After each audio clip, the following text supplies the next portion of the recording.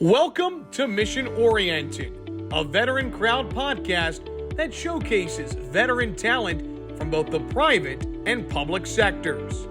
Their impact is everywhere. We are here to uncover it. Here's your host, Bob Louthen.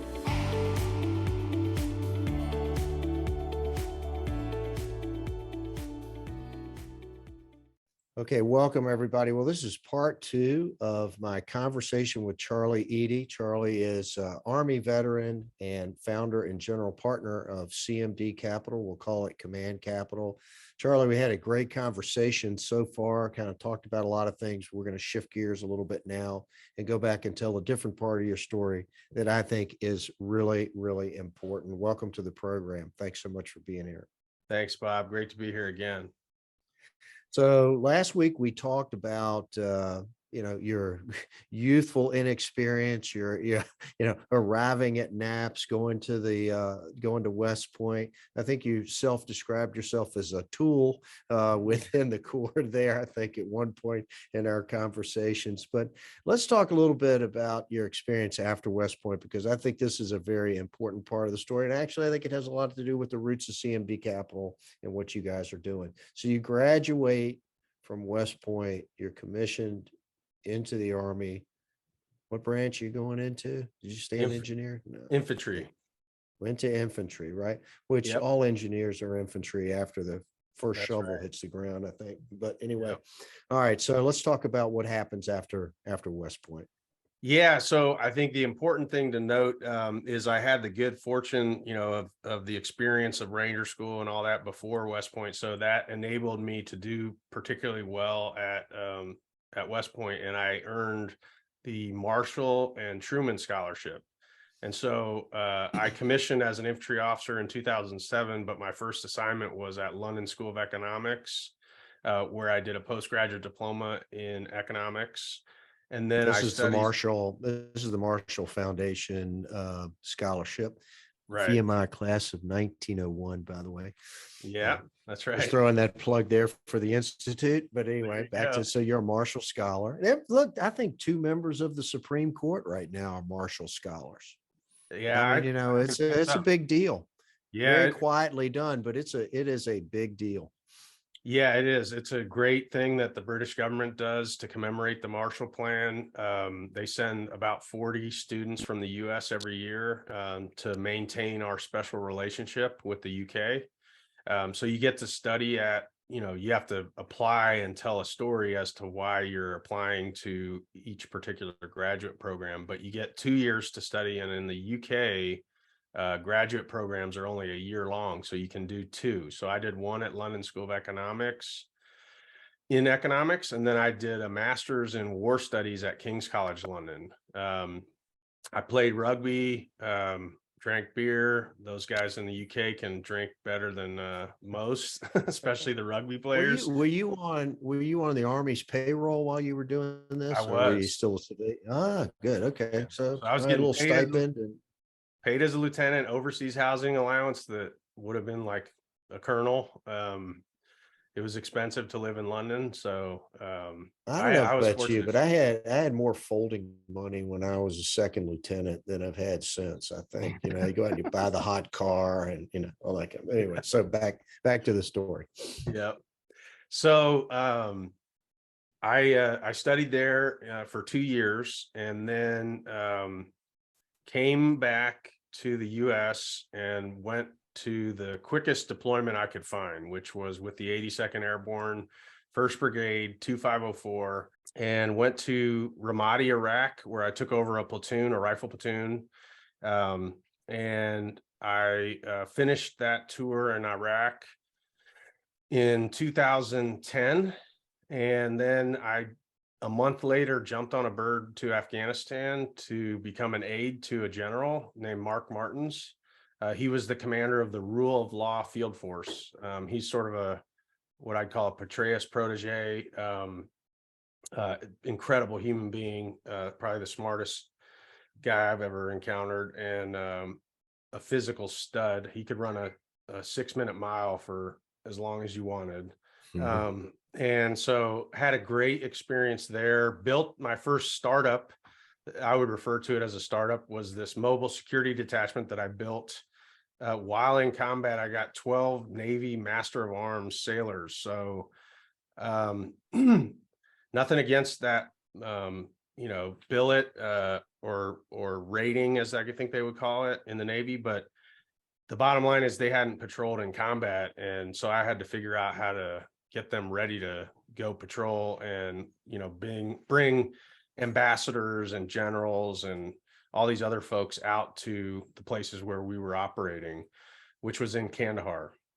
So I outsourced that problem set to another officer, a captain, a female captain. She was an MP captain in Kandahar. I said, hey, if I send an E8 down there, a master sergeant, along with these 12 sailors, can you rotate them through, gunner, driver, TC position and get them spun up, and that'll afford you guys some extra rest. And so we negotiated a deal. They went and did a training program, and then fortunately I got a 40-man rifle platoon that was a striker platoon. And so I delegated a lot to that lieutenant. But so on my mid-tour leave, I went to selection for Special Forces.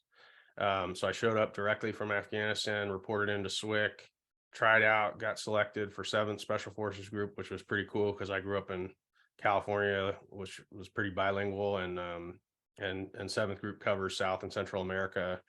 This is sort of where the story starts to turn, right? That's right. So then I finished my tour in Afghanistan and came home and did my jump at the 82nd to get paid for my year in combat. And then went down to the career course, the Maneuver Captain's Career Course at Fort Benning. And while I was there, I was working out with some other guys that are going SF, that are Green Berets now, and they were using steroids. And so I had been exposed to steroids before when I was young, as an enlisted guy. My Ranger buddy from 375 told me, if you do a cycle of testosterone, you'll heal quickly from Ranger school. And he was right, but there are side effects. And it's an interesting thing to discuss, Bob, because I think this is sort of a gray area for some people in the military. You see it a lot in special operations. It's very common that people use performance enhancing drugs because they are essentially elite athletes. The only difference is they're trying to go kill bad guys. And so my attitude towards this was, if you want to get big and strong and kill bad guys, so be it. I'm not saying that's the right answer, but that's the way I thought about it at the time. It's like a whole episode of the ethics of all of this stuff, right? Yeah, that's right. I mean, I think about going back to the academy and talking about this subject because it's one that is like a blurred line. You'll see folks in special operations using steroids, and folks will turn their eye and ignore it. It's obvious. Somebody on steroids is pretty apparent, if they're working out and using them correctly.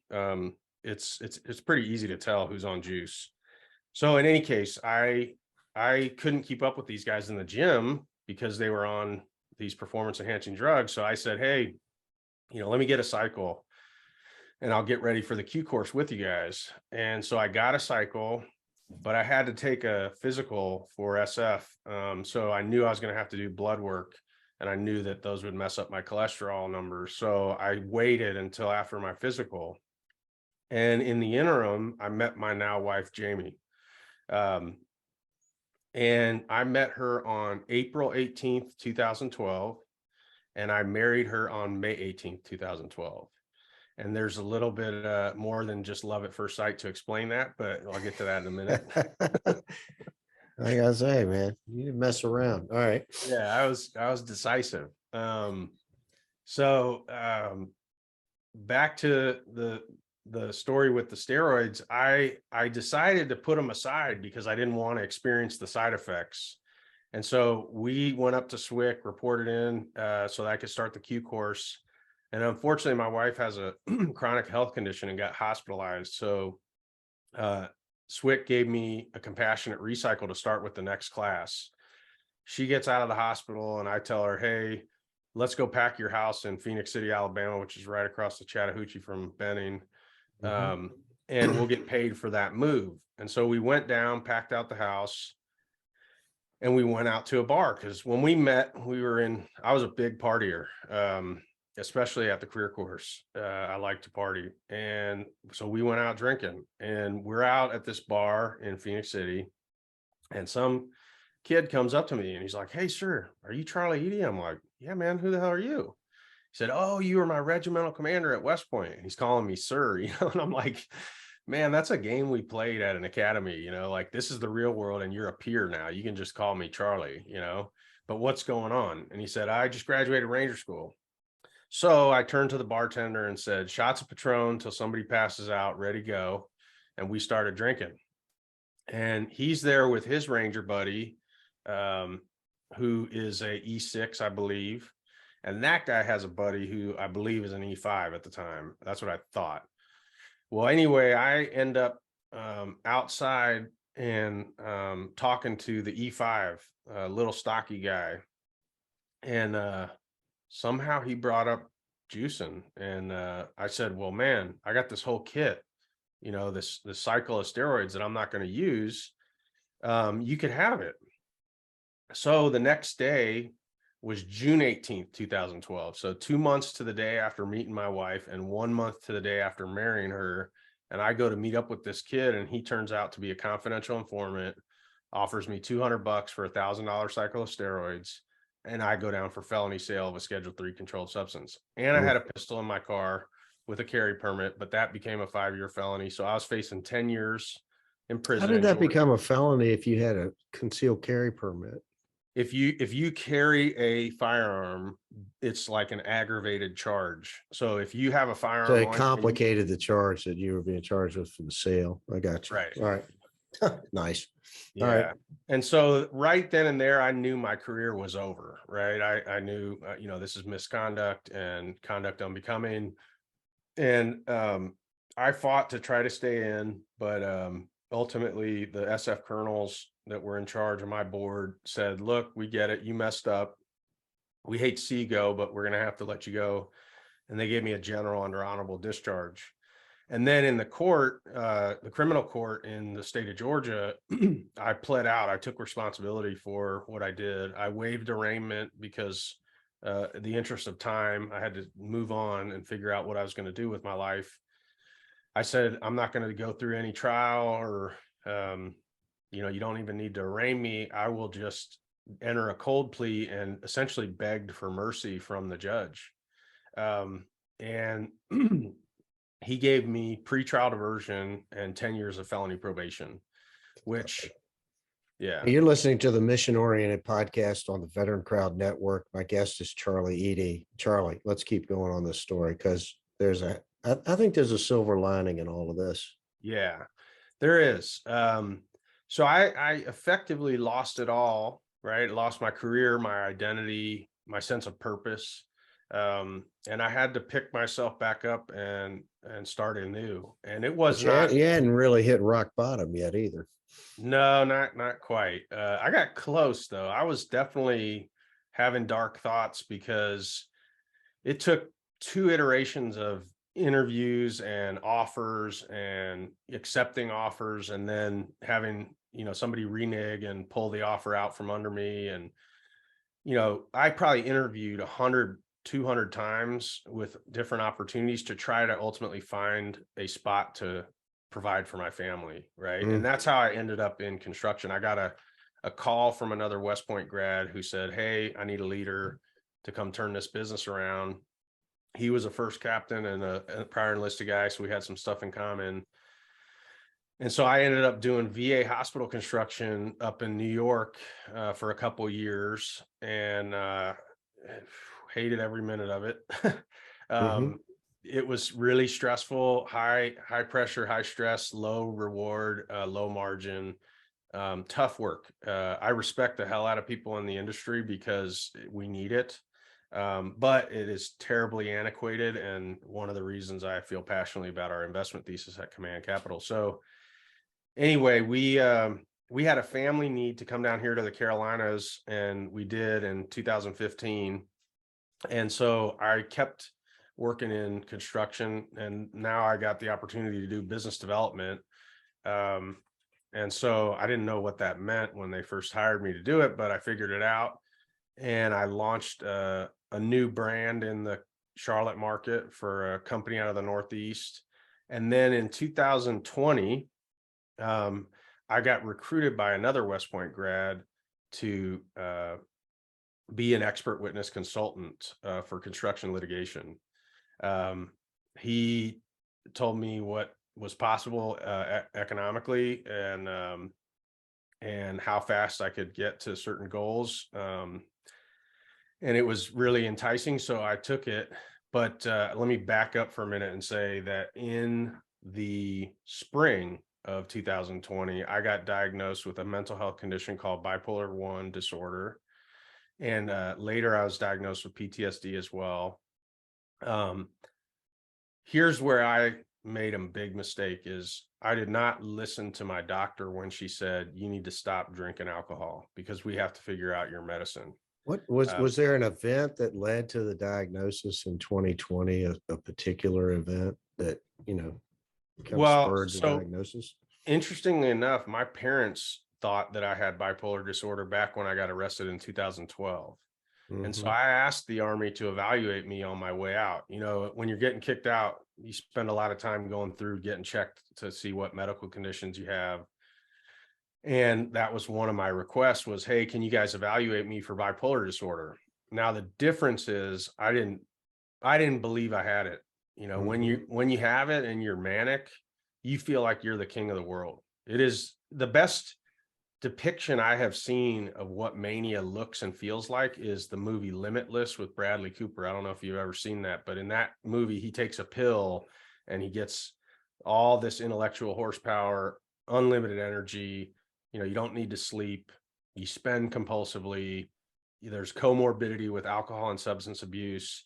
But you think you're the king of the world. And so when I got evaluated, the Army told me, no, you're not bipolar. You have antisocial personality disorder, which is not quite right. So I was misdiagnosed initially, but I don't say that lightly because it is incredibly hard to diagnose. So we had been evaluating it over the years, and every time I would go to an evaluation, because I was in denial, and when you're manic, you are incredibly compelling. My wife has told me a number of times, to include the fact that we got married a month to the day after meeting each other. Wow, you have convinced me to do things that I otherwise would never have done, right? When you're manic. Right. So I didn't believe it. And I didn't believe it when I got diagnosed in 2020. I thought, I'm just smart and have a lot of energy. I don't know what you guys are talking about. And so unfortunately for me and my family, I did not listen to my doctor's advice, and I kept drinking. I liked to drink bourbon. Basil Hayden was my favorite drink. And I kept on drinking, and fast forward to the fall of 2020, and I've got this brand new job. I'm all excited. I think so. Stress triggers mania or depression. And I think the positive stress of this new opportunity is what, triggered my manic episode. So I found myself in the job for 3 weeks, and all of a sudden I'm manic, and my wife is telling me I need to go inpatient, and my psychiatrist is telling me the same thing. I'm in denial. I say, no, but ultimately it came to a head when my wife had kicked me out of the house because I was being a fool, doing stupid stuff at night and drinking during the day, and really just behaving poorly. I was in a hotel, and I was on a call with the 79 grad, the boss, and I broke down and I told him, I said, hey, my psychiatrist is telling me I need help, and so is my wife, and I have bipolar disorder, and I need to get help. And it was awkward for me because culturally, we're supposed to grit and get through it. That's right. That's right. And 3 weeks into the job, how do you ask somebody for some time off? That's awkward, right? It's stigmatized too. I mean, that's the brunt of jokes and what's wrong with you? Right. Nobody's educated about it. Just get better. What's the matter with you? Right. Yep. That's kind of the answer from 90% of folks out there. And so his answer was not too different from that. It was, Charlie, I don't think you're going to fit in here. Now, you got to understand that when you have mania going on, you don't exactly have a filter. So I called him a coward, told him that wasn't leadership, that I've been to combat and I'll never leave a fallen comrade to fall into the hands of the enemy. And my mind is my enemy right now. And so I told him, this is not what I consider leadership. And naturally I got fired. I think, that was wrong on his part. I still stand by my statement that wasn't leadership. I could have handled it differently. So, that wasn't exactly the most professional thing to do. And that was a mistake.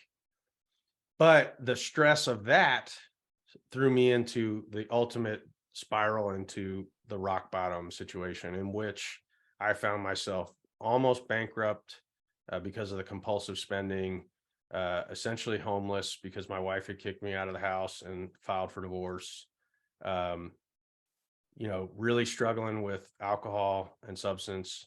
And I ultimately found my way to the VA because I was having suicidal ideations. So I bought a rope and I planned to hang myself in the garage. But something inside of me said, don't quit. This is weak. You can be a man and do better than this. And you owe it to your kids and your wife to sack up and do something and get help.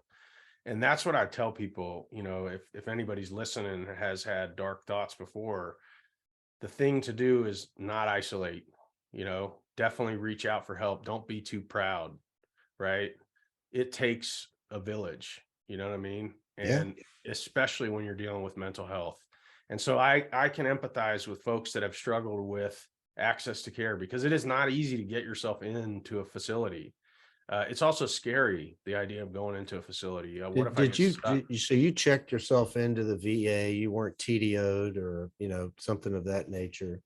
I checked myself in for suicidal ideations in the emergency room in the VA, Right. and they held me for a couple days. Interestingly enough, they held me because I had COVID at the time. They did not put me into a mental health ward, and they let me go. And so I walked out of there still manic, still full of piss and vinegar.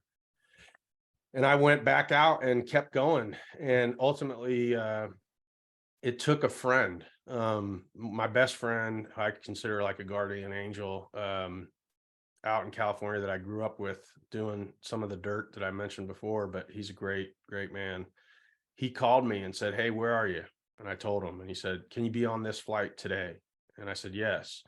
And he bought me a ticket to California. I flew out to LA, and he sat me down and he said, "Look, we are going to get you into a treatment facility one way or another." Thank God for him.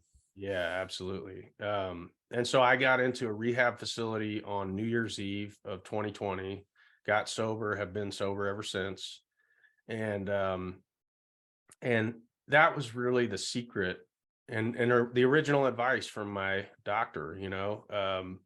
I think a lot of the arrest in 2012, marrying my wife inside of a month, having, explosive, arguments at times even with bosses, all those things can be explained to some extent by this disorder called bipolar 1.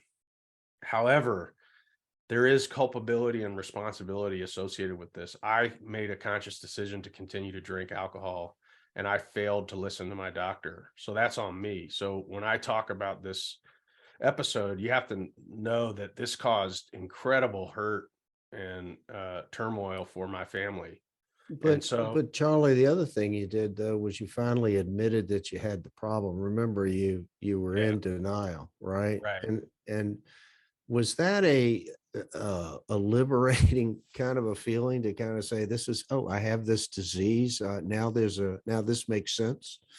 No, I wouldn't characterize it as liberating. I would say that it was incredibly scary at first. Right. Okay. Because you don't know. So people are telling you it is a highly manageable condition. If you get therapy, medication, and good wellness practices, which I do now, thanks to, I got to give a shout out to the Warrior Path program that was put on by the Big Red Barn here in Blythewood, South Carolina. I did a post-traumatic growth program there and learned all these wellness practices like transcendental meditation and so on. Anyway, the point, back to your question, is when you first get diagnosed, people are telling you it's manageable, but you don't know that that's true, right? And you've just gone through this crazy episode where, I mean, there are plenty of antics I could share with you right now that, you know, would make a combination of The Wolf of Wall Street and probably Limitless would be kind of the theme of the movie from my experience with mania. What was it like this? I mean, I had a cancer diagnosis 10 years ago. It was really scary until I had a plan. Yeah. You know, when I kind of knew, okay, because I knew I had cancer, but I didn't know how bad it was, and I didn't know how we were going to fix it and if we were going to be able to fix it.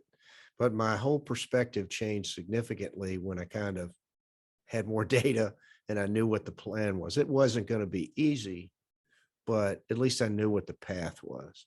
Did you go through that kind of a similar mindset? Absolutely. I would say that once we got my medication straightened out, which we talked about before, is a journey and a process. It doesn't come quickly. It takes some time, but once we had our medication in order, I did go through a depressive episode after the fact. I think that was more situational because of the fact that my wife had filed divorce and I was out of the house and, you know, by myself and had no job and didn't know what I was going to do next. But thankfully over time, you know, I kept plugging away at what my doctor said is, hey, listen, you need to lead a life like you were back at the military academy, very structured and regimented.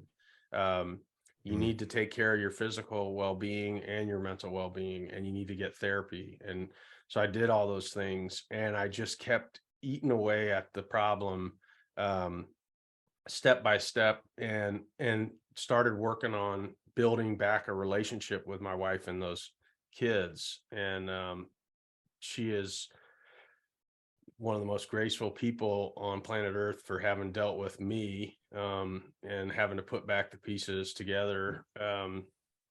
And she ultimately took me back because this is, you know, an awesome turnaround story, but it never really ends, right? Right. That's right. It's a continual fight. I mean, the good news is I'm 3 years removed from that episode and have a lot of good work put in that helped to get me to the place I'm at now, where I'm stable and balanced and have a good medical regimen and do, you know, good wellness practices and get therapy. And that's what I mean by it takes a village, right? It's not just one of those things that you know, it's look, I have a son who is struggling with mental illness, and it's terrible because society doesn't know how to handle it. Okay.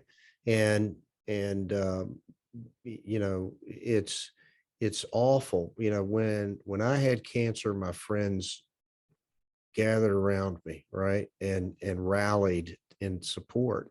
But when an individual has mental illness, everybody goes away. You lose all your friends. You're shunned by society. Your family turns you out. That's right. And it's exactly, you know, it exacerbates the problem. I mean, it just makes it harder. And we've got to have brave people like you telling your story. And we've got to remove the stigma of mental health issues. And because I guarantee you that 1 person in 4 that you're standing around is either dealing with it or has got a family member that's dealing with it and they don't know what to do. That's right. Yeah. 2.5% of the population have bipolar disorder. And unfortunately, the suicide rate is terribly high in that community. And so I appreciate your sentiments and support for me sharing my story, because my hope is that it can help somebody to seek out help. I'm telling everybody that's listening out here right now, if there's one person that this conversation today pulls back from the brink and saves, then I can't measure the value of this podcast. We gotta share the stories, and we've got to start talking about this issue like adults, and we've got to get it out there, because you've got a friend or a relative, or you've got who's suffering, or you've got friends and relatives that are dealing with it. Yep. And we got to get this out in the open. We got to stop stigmatizing mental illness, and we got to treat it the same way we treat heart disease and cancer and everything else that we deal with. And Charlie, I cannot thank you enough for sharing this story, because I think somebody out there is listening to this is going to be saved, because you've had the courage to share your story. I mean, that's just the bottom line on this. Yeah, I appreciate it, Bob. I mean, to your point, I had a diagnosis of cancer about 5 years ago, and thankfully I'm in remission now. But to your point, everyone was incredibly empathetic, right? Oh my God, I'm so sorry to hear that, very concerned and worried, and, how can I help? The mental health thing, to your point, it's a health thing. Okay. It's a health problem. It just happens to be dealing with your mind. And that's what I think is so difficult for people to wrap their head around, is how can you relate to somebody struggling with sanity, right? It's not an easy thing to grok onto, but it is a health condition, and it can be treated with medication. And my hope is that your son gets the right treatment that he needs. I feel for you, because I see what my family's had to deal with. Right. Mm-hmm. Which it's been tough. It is tough on the family. It is very tough. Charlie, yeah. I'm going to ask you to come back, because I want to stay in touch on this thing. You're actually doing something about it. CMD Capital is going to direct a portion of your activities towards mental health and solving some of these problems. And I would encourage everybody out there to get behind this effort, because like I said, I just think it's, important, and everybody's dealing with it. Charlie, thank you so much for sharing your story. I can't thank you enough. And I'm really happy for you that, it's turned in the right direction. Thanks, Bob. Really appreciate it. Happy to be here, and happy to share my story, and happy to have anybody who is struggling reach out to me. Or if you want to learn about it and talk about it anymore, I'm happy to try to educate, because I think there is a education component to this. People need to understand that mental health is a health issue, and it needs to be treated as such, just to your point. Thank you. Hey, you've been listening to the Mission Oriented podcast on the VeteranCrowd Network. Folks, please share this episode with all of your friends and neighbors. Get the word out. Charlie, thank you so much. I'll throw out an Army Bravo Zulu to you for this performance today. God bless you. Good luck with CMD Capital, and thanks so much for being on the program. Thanks, Bob. Really appreciate it.